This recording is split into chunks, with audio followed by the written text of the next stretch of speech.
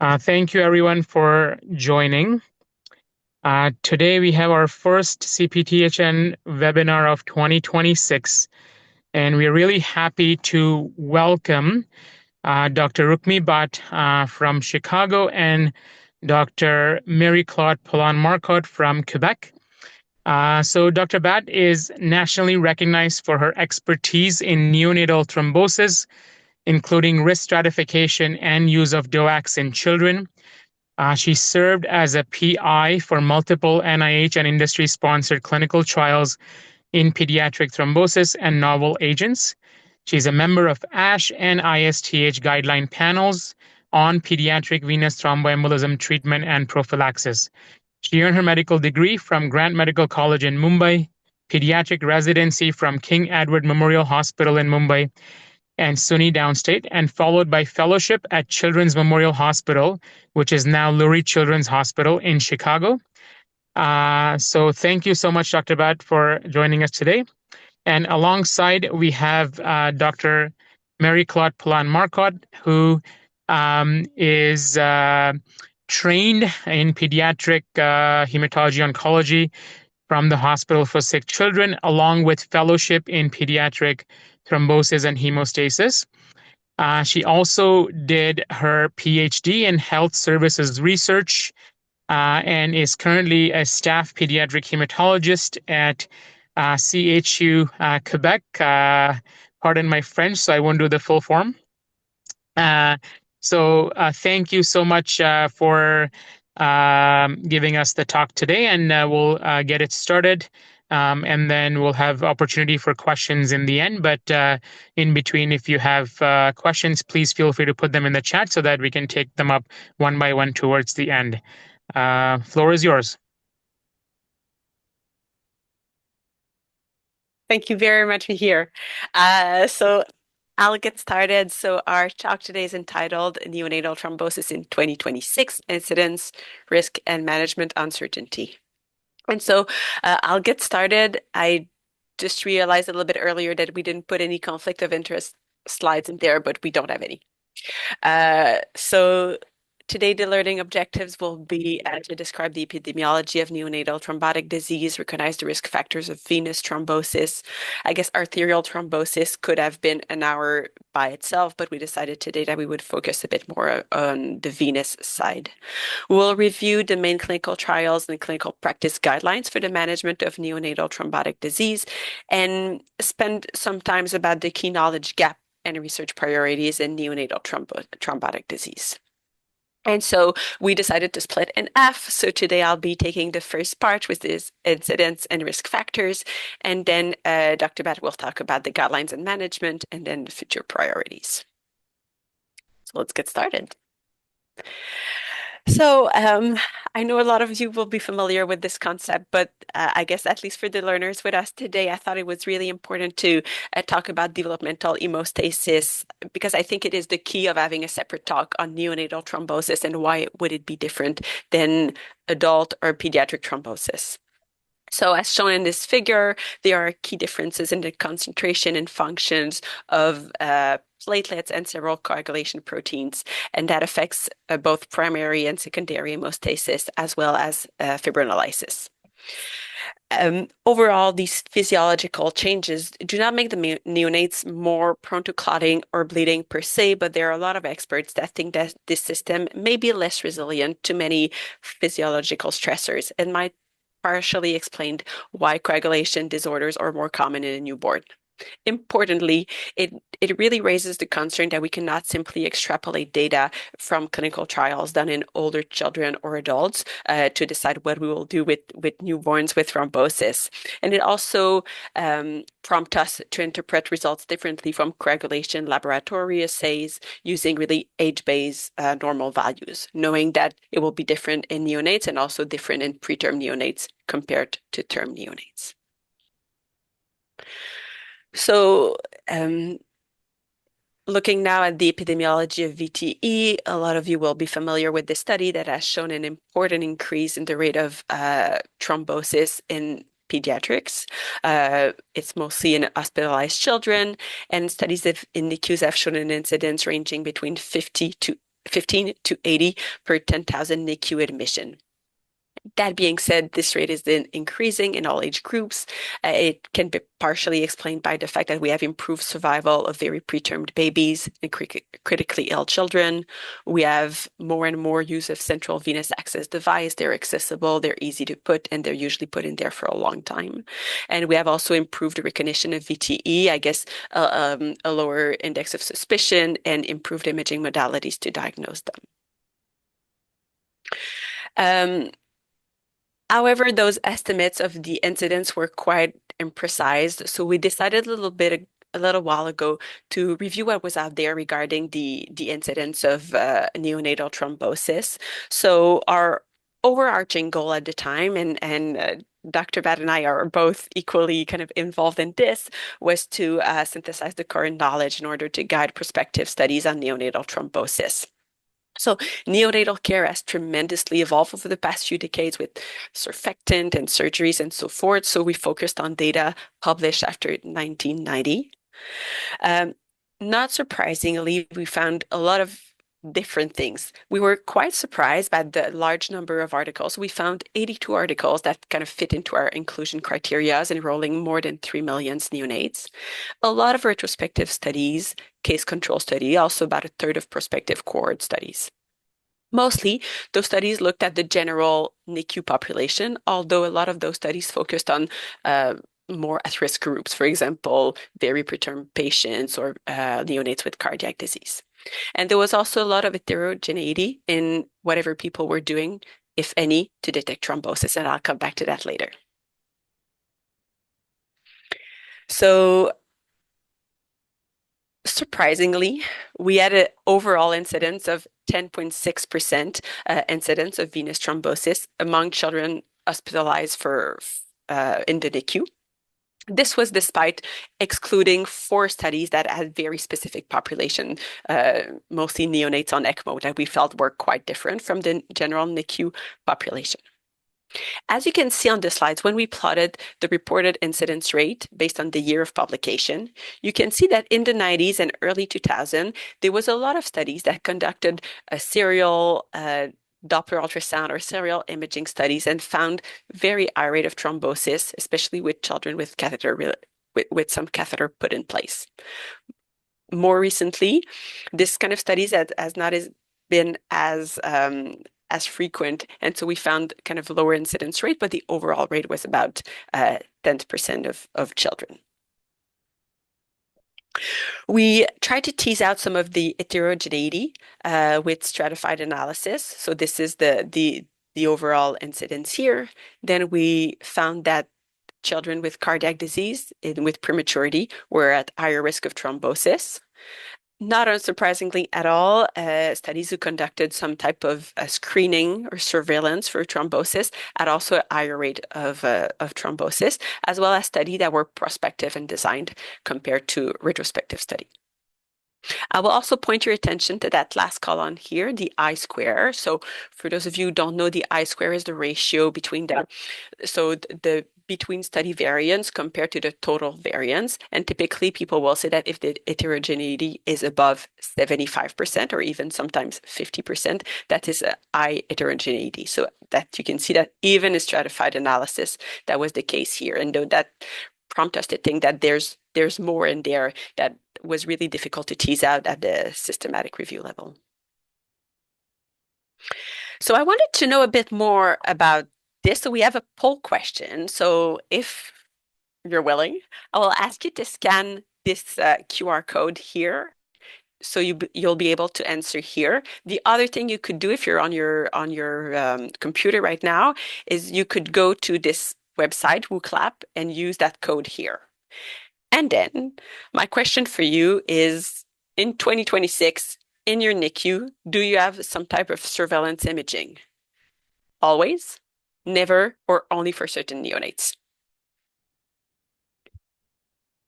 Hopefully that works. We tried it. We tried it this morning. Okay, we have a few answers. I'm really happy about that.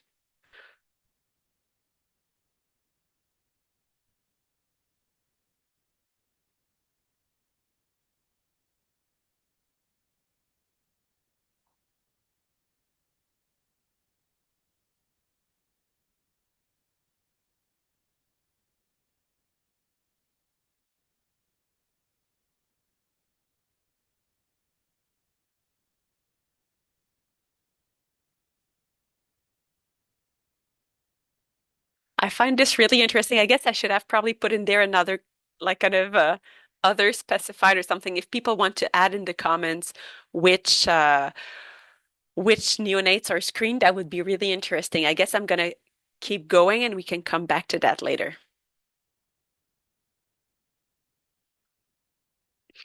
So one of the really main takeaway from our review, apart that venous thrombosis is really quite common in the NICU, was the fact that the incidence of thrombosis is not fixed. It is really design dependent. And the more we look, the more we find thrombosis. So in those 82 studies we looked at, about 40% of them did some type of surveillance imaging. Most time it was Doppler ultrasounds, but there were also echocardiography, magnetic resonance imaging, and sometimes a combination of different things.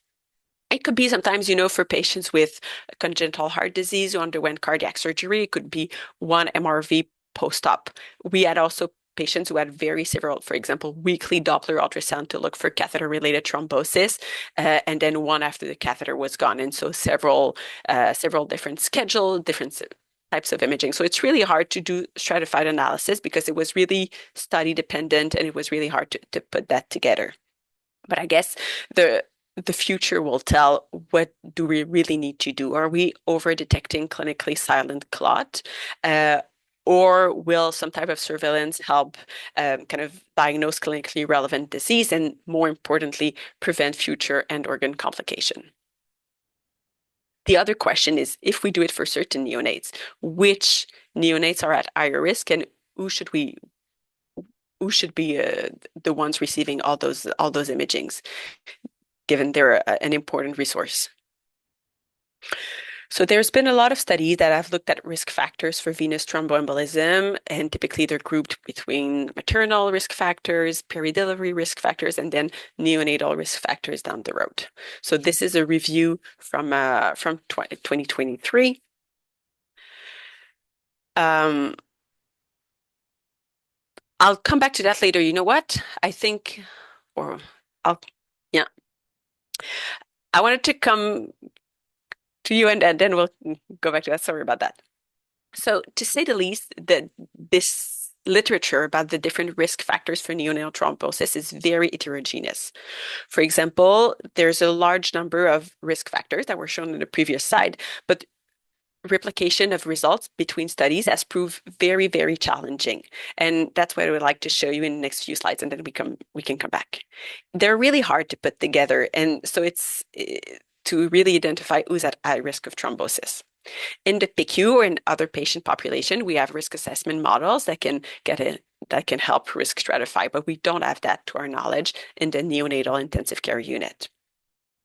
So this is Canadian data. This is from something called the Canadian Neonatal Network, and I think most of our centers are affiliated with that. So a few years ago, this database was used to explore risk factors of arterial and venous thrombosis in neonates. They found, so they described the incidence of about 1.5% of thrombosis, and within that group, they did a nested case control study. They found almost 500 patients with venous thrombosis. And then their risk factors to develop thrombosis was being outborn, having late-on sepsis, and increased catheter days. What is very interesting is around the same time, my co-presenter, Dr. Bhat, did a study using administrative US data. So they had a large number of NICUs, 31 to be precise.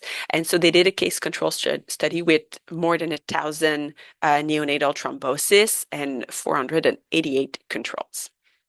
In their incidence, we had about 15.5 per 1,000 NICU admissions, so somehow a bit similar. But then the risk factors were quite different. So we have thrombocytopenia, which is new. We have bloodstream infection that kind of relates to the other, but others that were not found at all in our previous study, including maternal diabetes, surgery, prolonged mechanical ventilation, increased age at admission, and then increased CVC duration and CVC type. And so this is very interesting because we have two well-conducted study over this overall same period and overall similar populations. We feel that the US one has more statistical power and larger sample size, but yet there's discrepancy between results, and so that's tricky. Okay, going back to my poll question, here we are. So if you guys use some type of risk assessment, is there any preventative strategies that are used to prevent thrombosis, either for everyone or for patients who are felt to be at higher risk of thrombosis? So this now is like a word cloud, so you can type whatever you want in there, and then we'll see the response from everyone kind of show up.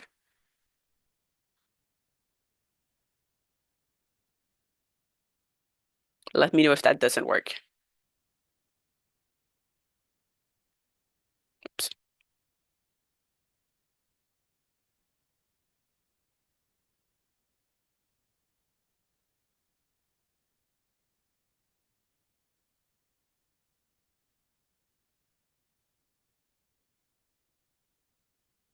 So I'm guessing that congenital nephrotic syndrome was all together.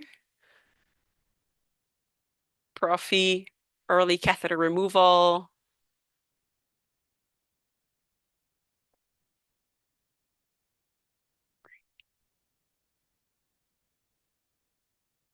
specifically cardiac patients. Really interesting. It's a bit annoying that it kind of break the different sentences, but I guess we can still have an early a good idea of everything. And then we have early catheter removal, which I think is a really important one.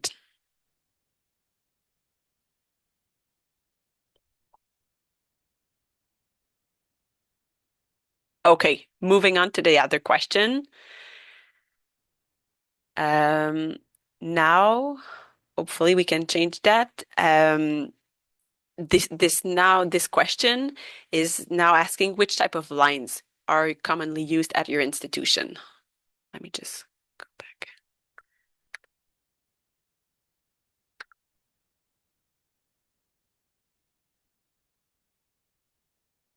Okay.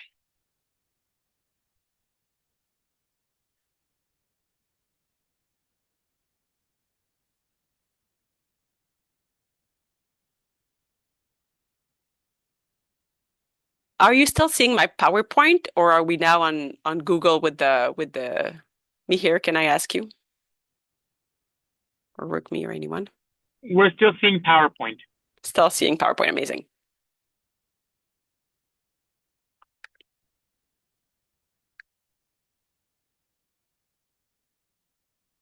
And are you seeing the answer to question 2 or question 3?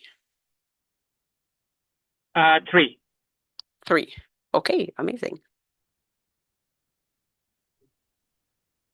So as we can see, lots of different lines are used in different institutions. Very interesting. Okay, we will come back to this later.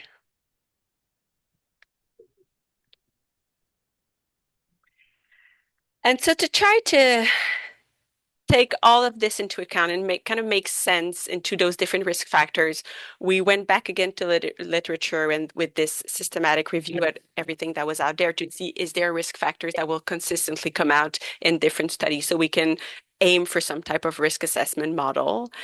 And so this time we were able to look at 60 studies that looked at predictors of thrombosis among neonates. And this one did look at catheter related risk factors, and I'm going to talk about catheter risk factors in the second time. Of course, as one can expect it, there's a lot of retrospective cohort studies out there. And so a lot of those studies at some risk of bias, typically at confounding or sometimes also selective reporting. But so that's one thing to keep in mind going at the literature. So when we pulled all those results together, we were able to do. So one thing I should really say is that we did random effect meta-analysis, and to be included in the study, in the meta-analysis, one risk factor is that to be looked at by at least different 3 studies. And so we were able to tease out that preeclampsia, low birth weight, cardiac disease, and infection were consistently reported as risk factors in different studies. So we thought this was all plausible, all consistent, sometimes with for example, in older children, in the case of cardiac disease. So we thought that was quite interesting. What was striking to us though is that there was really not a lot of biomarkers that were explored. So they were hemoglobin and hematocrit and platelet count that had been looked at by at least three different studies. But even there, it was not statistically significant association with thrombosis. And we were not able to do any pooled analysis for any medication or blood product. For example, platelet transfusion, red cell transfusion, steroids, high-dose steroids that are commonly given in the NICU were not looked at in at least three studies. So we thought we were able to identify a really important knowledge gap that we need to assess going down the road using prospective work. Same thing. I'm happy to talk about this more if you're interested in the question section. But for example, respiratory distress syndrome or necrotizing enterocolitis were not looked at in at least three different studies. So we were not able to do pooled analysis for those. And so now we talked about this, but central venous catheter are very important thrombotic risk factors. And so we know that a lot of thrombosis are associated with central venous catheter in children. It goes up to 90% of thrombosis in neonates and 60-70% of thrombosis in older children. The risk can change depending on the patient age and size, comorbidities, type of catheter, number of lumens, and duration of placement. And this is something we know from older children and adults, but also in neonates, there's some study that have looked at this question. This is really a huge opportunity for learning because this is a low-hanging fruit. For example, if we know that different types of catheter are associated with different risk of thrombosis, then we could manage accordingly and use the line accordingly in our NICU. So we are working on this with Elizabeth, which I've put the picture on the right corner. Rukhmi, do you mind just muting your sound? Okay. And so what we're finding now looking at catheter-related variable is that reassuringly, as we've seen again and again, really the presence of the catheter was consistently associated with the presence of venous thrombosis among neonates. What was more conflictual, which was surprising to us, is that the increased duration of day was not consistently reported as a risk factor among different studies. I think this can be really related to what definitions we use. So there's been literature in older children that has shown that venous thrombosis, symptomatic venous thrombosis, frequently appear within the first few days of the catheter. Although when we do studies that prospectively look for fibrin sheets and clinically unsuspected clots, then we might be at higher risk of finding those clots down the road. There's also some studies that have looked at catheter location. Those studies have shown discrepant results. For example, there's two studies that have shown higher risk of thrombosis with femoral catheters. One study has shown increased risk of thrombosis with upper extremity catheters compared to lower extremity. And one small study did find no differences between group, although this was a selected group of neonates with gastroschisis.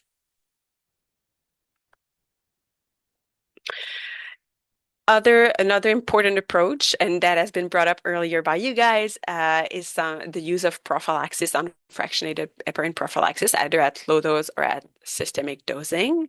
So there's been a few trials that have looked at that specifically. So I thought this one was important. It was the principal investigators were from Toronto. It was published almost 20 years ago now. So when they looked at the efficacy of unfractionated heparin prophylaxis to decrease the rate of thrombosis, they did found that the rate of thrombosis was comparable between both groups. However, heparin seems to reduce the rate of catheter occlusion and then increase the use of the life of the catheter. So it's still quite important, and it's now become a standard of care in many NICUs. And so I guess there's still a lot of uncertainties. One we talked about is what do we do about those clinically unsuspected clot in the neonatal population, knowing that they're vulnerable, for example, if there's a pulmonary embolism and so forth, yet what is really the rate of long-term organ damage, that's really not clear, and we need to to do more studies about that. The other important thing is, oh, sorry about that, when looking at all those risk factors, and that a lot of them are really association and not really causative factors. They're just kind of reminders that those neonates who develop venous thrombosis are sicker than the one who don't, and there's not a lot we can do about that. So that's something we need to look at. What are modifiable factors and what interventions can we do to reduce the rate of thrombosis in those at-risk individual? And I think that starts with the how and when do we use central venous catheter. So I'm now gonna let Rukhmi do her second part of the talk. Rukhmi, do you want me to stop screen sharing or? Yes, if you don't mind, Marie-Claude, and I'll pull up my slides. Thank you.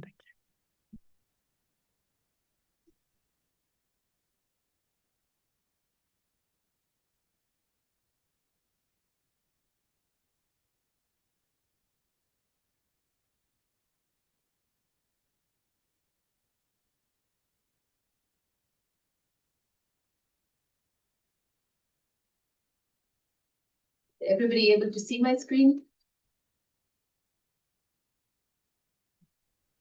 I'm not seeing it yet.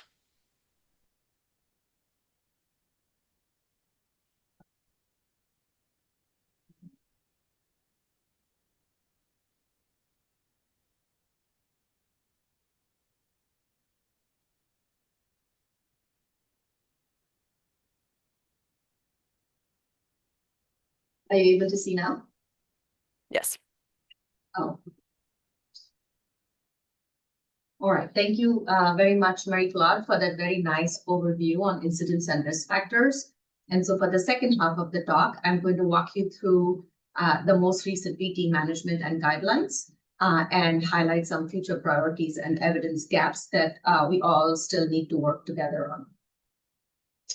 on. So I am going to start with a bold question. We are following a theme here. So this is an X28 week preterm infant with a corrected gestation age of 37 weeks, has a new PICC line placed for ongoing clinical care, and the ultrasound for line position shows a non-occlusive femoral DVT that is clinically unsuspected, which was previously termed as asymptomatic. What would you do? And I've had the options they highlight, from A to E. So I'll have you guys read it. And then just for a few seconds, and then I'm going to move on to our responses.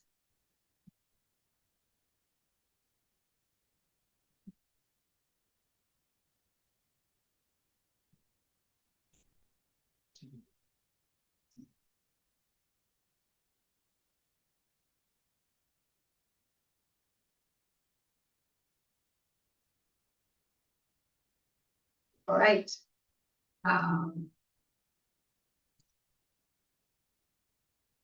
I guess you'll just have to refresh your full screen on their camera and see if you're able to answer those questions. And they'll come up here. If that doesn't work, I can just give you a percentage what will be the. Let's give it a few time and that it shows up on my computer, but maybe not yours. Okay, sounds good. Thank you.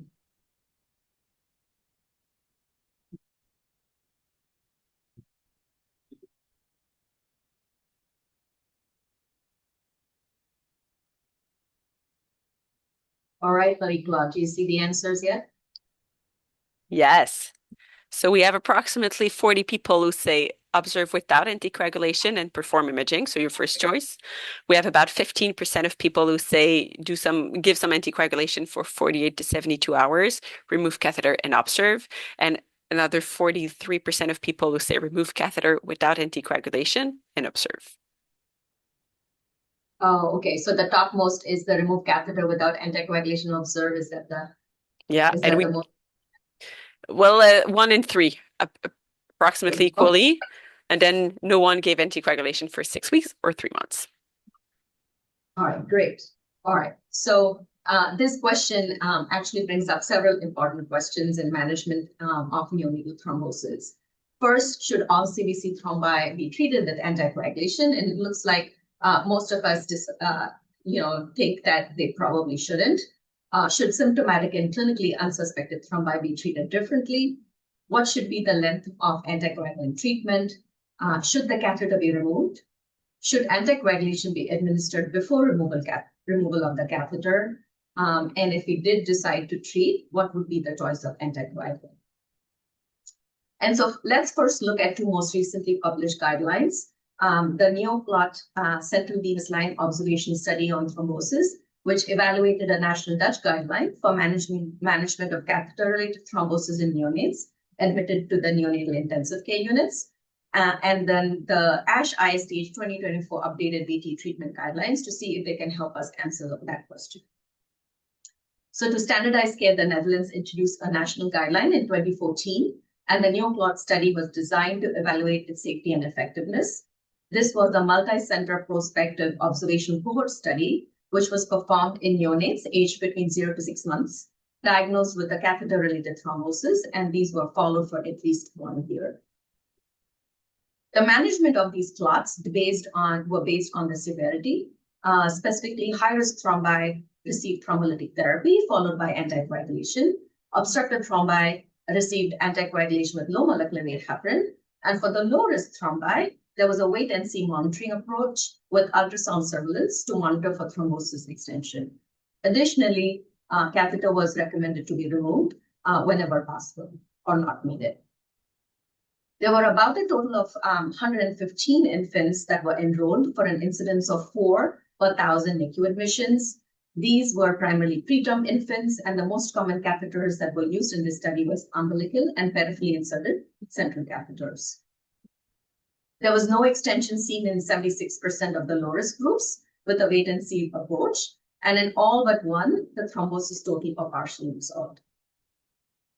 In 19, 30, and 50% of infants from the low-risk right atrial, non-obstructive, and obstructive vein thrombosis groups, respectively, there was extension that was seen using follow-up ultrasonography, after which anticoagulation was started. Therefore, this study highlighted that always perform an ultrasound imaging to check for thrombus extension if the decision is made not to anticoagulate. In the low-risk wait-and-see approach group, symptomatic VT extension was observed more frequently than asymptomatic group, where 34% of the symptomatic clots extended as compared to 4% in the asymptomatic. In 102 infants without anticoagulation and 14 infants with anticoagulation, there was no symptomatic P that occurred after removal of catheters, suggesting that removal of catheters can be performed quite safely in these group of children. The rate of recurrent thrombosis and major bleeding events was 1.7% and 7.8% respectively. Most of these bleeding events that were reported were due to subcutaneous use of a catheter for administering low molecular weight heparin.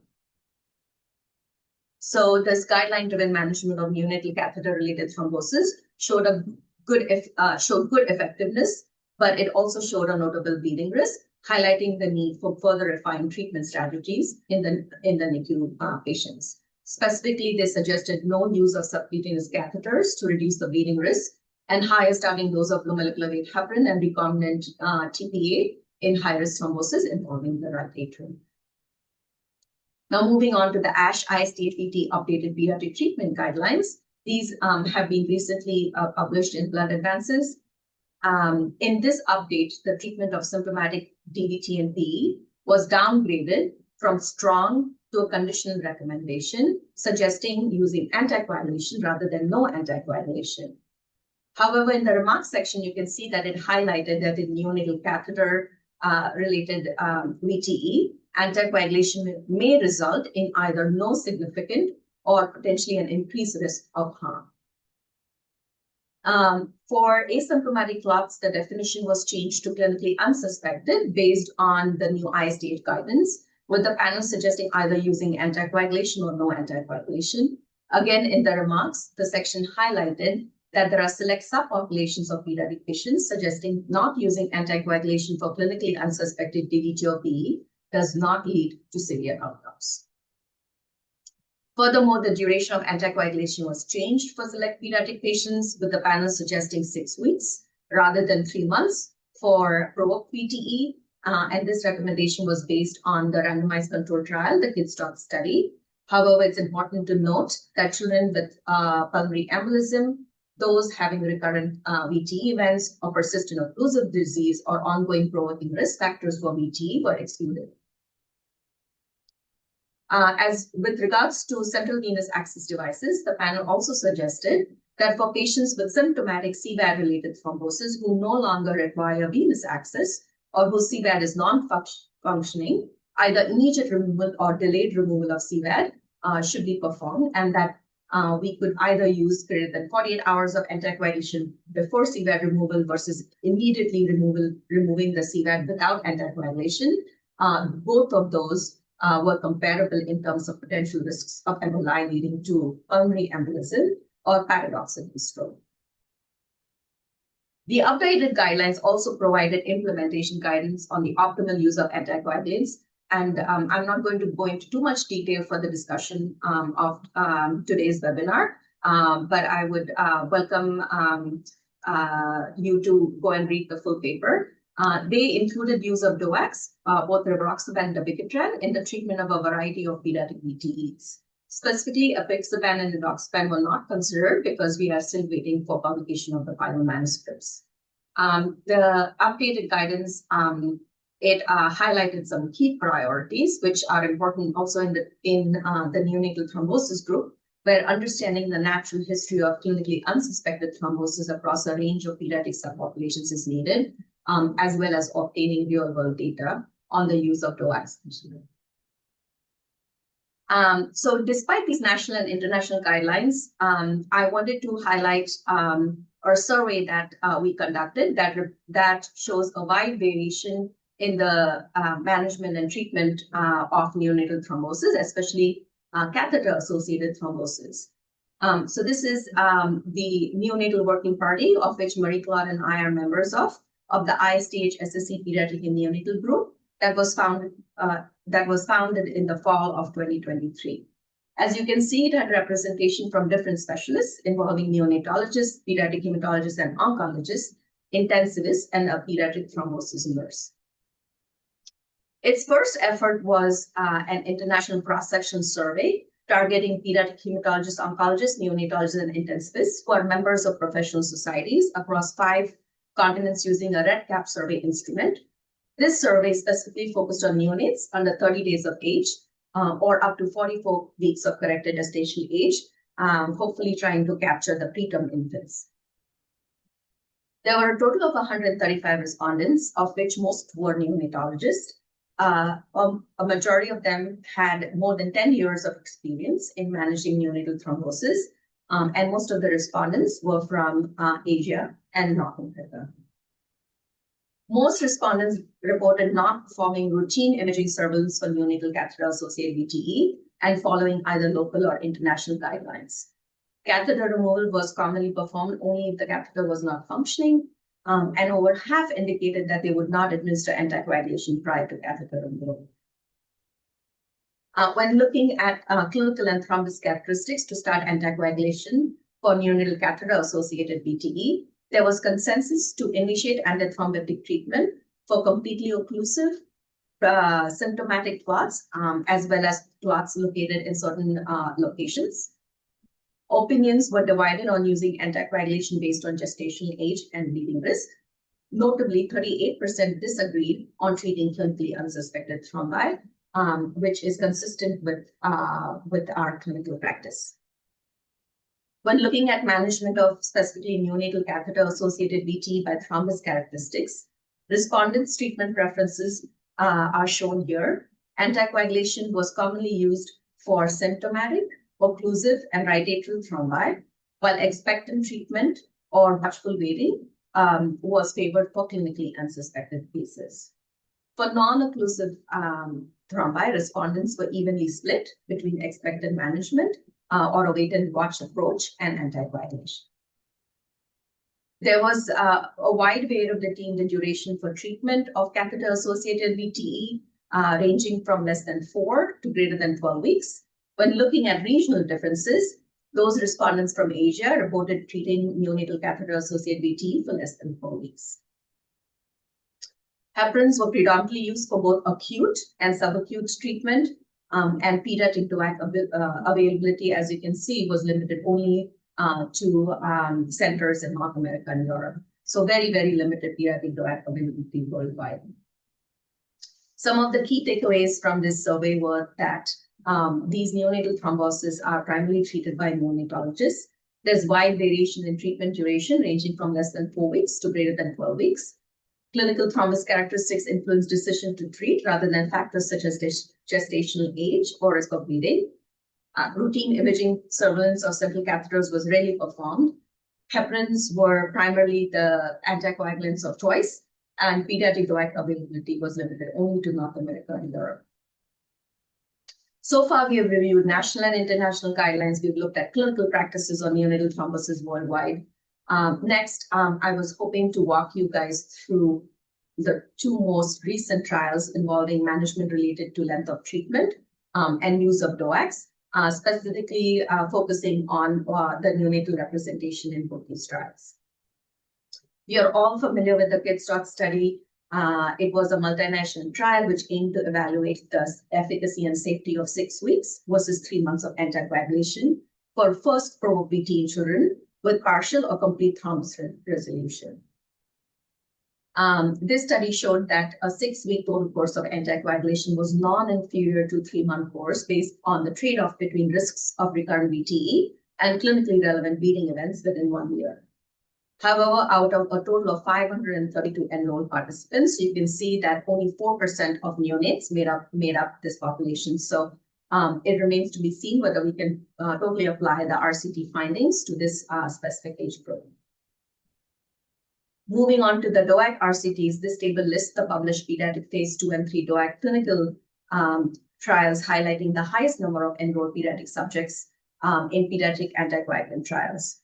Of these agents, as you can see, only the rivaroxaban and the dabigatran have published results as the Einstein Junior and the diversity trials, and they report a similar efficacy and safety of these agents compared to standard of care anticoagulants. Apixaban and indoxaban have study results, and these have been presented at recent, presented as abstract at recent meetings. But we're still waiting for the final study results to be published. In terms of inclusion of neonates in these randomized controlled trials, there are 3 studies that enroll births to less than 18 years and had a minimal gestational age, as you can see, ranging from 37 weeks to 38 weeks. With the diversity trial, you can see did not enroll any neonates at all. The proportion of enrolled children which were aged less than 2 years, which included neonates, was only 12%, with the DOAC group enrolling 59 babies and standard of care enrolling 30. Through personal communication with the study sponsor, the Einstein Junior specifically enrolled 16 and 8 in the rivaroxaban and standard of care groups in infants that were less than 6 months of age. So really very, very small number of participants or representation of neonates. The duration of treatment for the Einstein Junior study was 4 weeks in the main treatment arm. And overall, it showed that there was comparable efficacy and safety of rivaroxaban compared to standard of care. Recently, we have also seen the publication of the Einstein Junior extended arm study, which highlighted infants less than 2 years. You can see on the screen here, for these infants beyond that 4-week initial treatment phase, based on the investigator discretion, the treatment could be extended for 1-month intervals to a maximum of 2 months following that 4-week period, so a maximum of 3 months. As you can see in this table here, in the less than 2-year age group, only 1% in the rivaroxaban arm and 3% in the standard of care arm received extended treatment. And this highlights the paucity and safety and efficacy of extended DOAC treatment in these young children.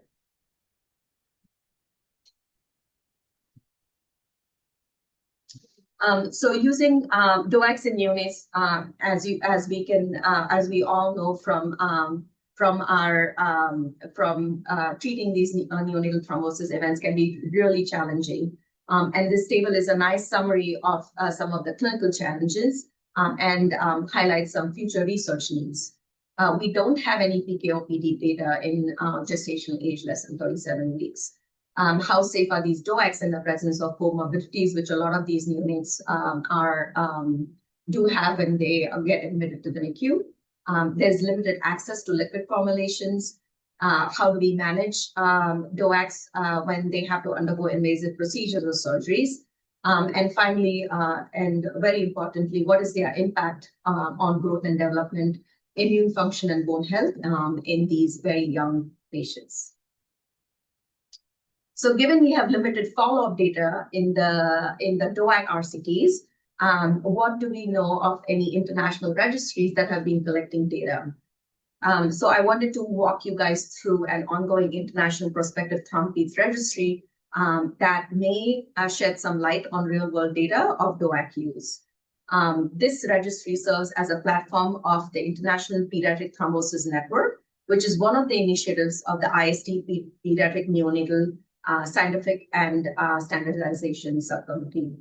There's a basic registry, and that registry collects demographic and clinical data on consecutive thrombosis by enrolling centers. And there are several IPTN projects as listed below, and there have been new ones that have been added. So this is definitely not a comprehensive list. But as you can see, there is some ongoing data collection in the DOAC subgroup. And there is a neonatal thrombosis group that has been added on. And that project also started in late 2023. As of earlier this month, there have been about 4,000 patients enrolled in the Thrombosis registry with 114 participating centers. And here you can see the worldwide distribution of participating centers, both in North and South America, in Europe, in Oceania, and in Asia, listed here. This was the basic registry results that were presented by Dr. Van Omen at the ISTH meeting in 2023. At that time, there were about 1,000 children that were enrolled in the registry. And not surprisingly, you can see that most of those were in the less than 1 year age group. Looking at the types of treatments that these, when stratified by ages, you can see that, a majority were treated with low molecular weight heparin. There was no treatment that were given to 14%, but there were only 4 enrolled participants that received a DOAC. So very, very limited DOAC use when the registry was analyzed in 2023. Fast forward a few years, this was the data presented at the ISTH meeting last summer, which presented the DOAC group analysis. And I would draw your attention to this 0 to 1 year age group, where now there were 142 infants that received DOACs. And you can see the predominant DOAC utilized was rivaroxaban in 97% of these infants. And if you look at what were some of the most common risk factors, they most commonly, about 50% of them had clots associated with a central venous line. Treatment duration was a median of approximately 6 weeks and ranged from 4 to 12 weeks. The rates of both progression, new thrombosis or bleeding were low, and there were no deaths reported. So we have some data that DOACs, in this age group, the young infant age group, can be used and have similar bleeding rates as seen with our standard of care anticoagulants, most commonly the heparins. To get more granular data on neonates, because you can see that the previous analysis was in the infant age group, so less than 1. The neonatal BT project was founded. And currently, we are analyzing demographic and clinical data on neonates from the IPTN registry from the time that was started in 2019 until late last year. So more to come on this. Specifically, what was done was that The basic registry forms were updated with the addition of new data elements to better capture the neonatal age group. So the neonatal cohort was defined as age less than 28 days up to 44 weeks corrected gestational age. The maternal and neonatal risk factors were added separately, and there was more granular data on CDC related risk factors to be able to give us additional information on the types and the types of CDC that were associated with these thrombi. So we have reviewed guidelines, we've reviewed international practices, we've reviewed the most recent RCTs and registry data in neonates. What is really missing? Lots of things that I wanted to bring up. If we do decide that anticoagulation is needed for a neonatal clot, how long do we treat for? What is the use and long-term safety of direct oral anti-agent for which only rivaroxaban is available as a liquid formulation? What is the long-term sequelae of these clinically unsuspected thrombi? So these are a lot of unanswered questions that we still have. I'm going to leave this slide here. These are some future actionable items that we as a group need to get together, putting forth standardized definitions, development of structured decision algorithms, risk-adapted management of neonatal clots, what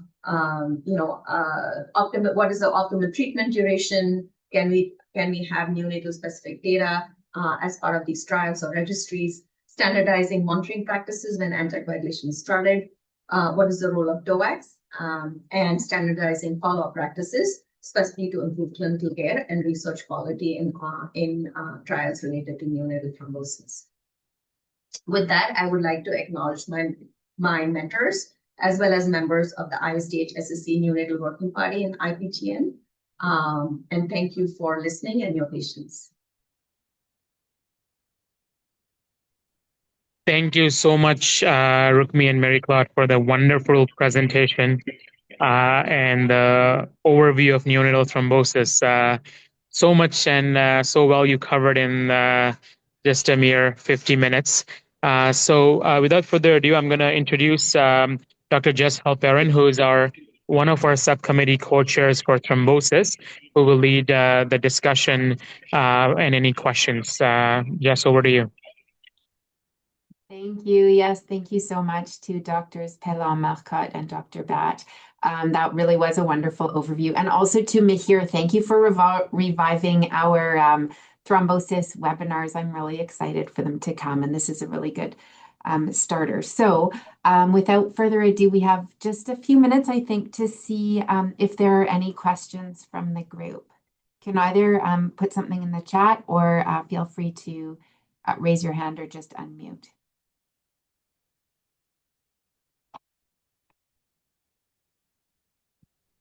Can I have a question? Yes, please. Hi, my name is Lara from SickKids. Thank you so much for these talks. It was great. I have a question that is actually non-straightforward. Since I'm here, I think we had at least 4 cases of intrauterus neonatal patients with upper extremity DVT, so non-catheter related. I just want to hear the thoughts of how long do you guys treat them, knowing that these patients that we had no thrombophilia, no family history of clots. So from our 4 patients, 2 completed 3 months having resolution of the clot. 1 passed away for underlying respiratory issues, and the other one is still on anticoagulation. So I just want to know what you guys think about these cases without any clear risk factors. If you guys would treat 6 months or 3 months as we did. Thank you. That's a very good question. I don't think there's any evidence to guide that. So I'm always kind of puzzled because I think sometimes I'm Rukhmi, then you jump in, right? So I think there's one side of me wants to say this is unprovoked, this is idiopathic. At the same time, I also think that the risk of recurrence once the baby is out there, when it's a healthy baby with no ongoing risk factor, the risk of recurrence is probably so so low, right? Because the overall environment and the overall physiology is so different. Then I didn't treat those patients long term, and I've typically treated them for a shorter period of time. But each time I'm like, I hope everything is going to be okay, and it's stressful. So I don't know if other people have done differently. I'm really happy to hear others' thoughts about that. Yeah. Thank you. I would just add is that it really depends on what the risk factors that we thought caused this clot. Is this truly unprovoked? Were there any maternal risk factors? Was it amniotic band syndrome? Were there any other risk factors? Was this a preterm infant? So I think a lot of those things go into consideration. I often ask my fellows, whenever we have a consult for clot, our first question is, what was the reason for the clot? Trying to broadly divide them into provoked versus unprovoked. And sometimes that helps us decide, this is truly a provoked clot, then have those provoking risk factors. So if this was, really related to an amniotic band syndrome or maternal risk factors, now the baby is out, those risk factors are no longer present. And so depending on, the location of the clot, or whether it's occlusive, not occlusive, other risk factors present in the baby, then you might want to decide, do you want to treat, and do you want to treat for a short period of time, knowing that, whatever were the possible provoking risk factors are now resolved. Okay, In a thank you. baby like that, I would often think that there is something provoking, that these are truly not unprovoked clots. So sort of, that's how I would. Yeah, this is what we thought, and we treated them just for 3 months, although we didn't find any clear provoking factors. This is why I asked it, because they were not very straightforward, but thank you. Joel? Hi, Rukhmi. Thanks, and thanks, Marie-Claude. Excellent talk. I wanted to ask your thoughts as neonatal experts, like what outcomes we should look at for these venous clots. Often we'd think about clot resolution, but is it clot recurrence? Is it long-term post-thrombotic syndrome? But from a research perspective, what it would change your mind, and what do you think are the best markers?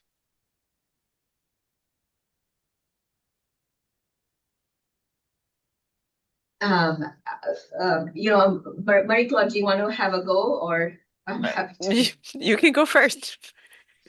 A lot of these studies, to be honest, are most commonly shorter. If you look at the duration of follow-up, in the Neonatal study was a year. We really don't know what happens after a year. So our immediate, our efficacy and safety, or the follow-up data is based on more short term. What is the recurrence? Is there any death? Is there death related to the clot itself? But as we've learned through, a lot of the other studies, we really don't know with these catheter-related portal vein clots, the incidence of portal venous hypertension or these renal vein clots. What is the risk of, renal vein hypertension or kidney damage or hypertension as long term? So I think those are important things to also look at.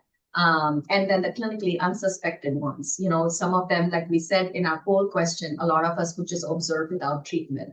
But as we've done our ultrasound surveillance to check if there's any recurrence or extension, ultimately, as the child grows up, what do we see as, a long-term outcome of that specific clot? So I think we are, most data now is related to short term, but I think, looking at it long term, it's difficult, but it's something that we should also be looking at. Marie-Claude, do you want to add anything? No, I think that's it. I think you really teased at because I think the most important impact would be the long-term end organ damage and or effect on the patient's life. For example, looking at post-thrombotic syndrome. However, it is very difficult to conduct this study. They are very resource intensive, given the time it takes to develop those complications. For example, portal hypertension, and even with post-thrombotic syndrome, we know that it can be detected many years after the thrombosis. And since still has a low incidence, you would need to kind of have long-term outcome data on several hundred patients. So that's very difficult to do. But in my ideal world, that would be the most important outcomes.